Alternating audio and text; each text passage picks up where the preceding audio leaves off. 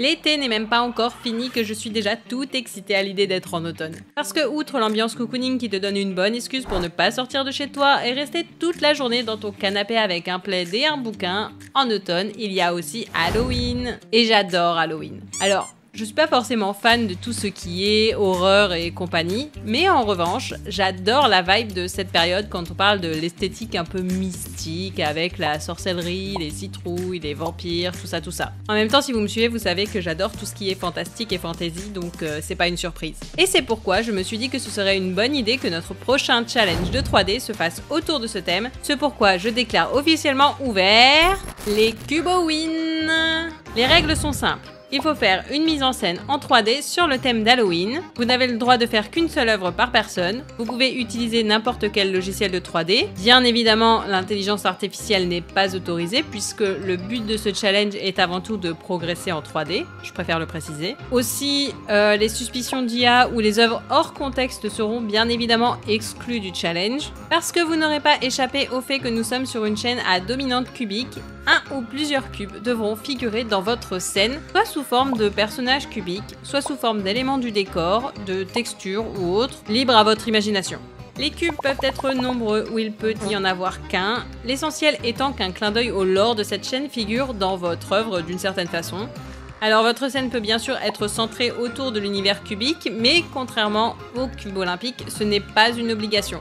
Si vous débarquez et que vous n'avez rien suivi ou que vous voulez plus de contexte, il y a une petite mise en contexte du lore dans ce salon du serveur Discord de la communauté. Le lien est en description si jamais ça peut vous donner des idées ou vous inspirer pour votre œuvre, en attendant que je fasse une vidéo dédiée à ce sujet pour vous permettre de rattraper les wagons. Pour ce qui est des animations, vous pouvez en faire uniquement s'il s'agit de rendus de 5 à 10 secondes maximum pour mettre en valeur votre scène via des animations telles que des mouvements de particules, des mouvements de vent, de pluie, etc.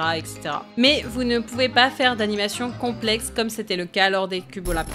Petite parenthèse pour ceux qui se poseraient la question, ce n'est pas de la mauvaise volonté de ma part. En fait, c'est simplement que le montage de la vidéo des cubes olympiques a été très éprouvant, même si c'était cool et que je suis contente de la vidéo finale. Mais je voulais éviter de m'infliger une telle quantité de travail une nouvelle fois en si peu de temps, et à vous aussi d'ailleurs. D'autant que j'ai prévu de privilégier le développement de ma chaîne YouTube plutôt que Insta et TikTok comme je le faisais jusque-là, parce que j'ai envie de produire un contenu plus riche que ce qu'on peut faire sur ces plateformes. Donc je dois choisir mes combats, ce qui passe aussi par le fait de gagner du temps en montage vidéo pour pouvoir poster plus régulièrement. Bref, fin de la parenthèse. Vous avez jusqu'au 5 octobre pour réaliser votre œuvre et la poster sur le serveur Discord de la communauté dans le salon dédié. D'ailleurs, sur le serveur, vous disposez d'un salon pour poster vos œuvres, mais également d'un salon rappelant les règles et d'un autre pour poser vos questions si jamais vous en avez. Vous avez donc un mois pour me partager vos œuvres, sachant que les œuvres postées après le 5 octobre ne seront pas prises en compte puisque, comme pour les cubes olympiques, je réaliserai une vidéo YouTube pour présenter les travaux de chacun et que je dois donc disposer d'un certain délai pour réaliser le montage, d'autant plus que je suis pas super rapide, et publier la vidéo pour Halloween.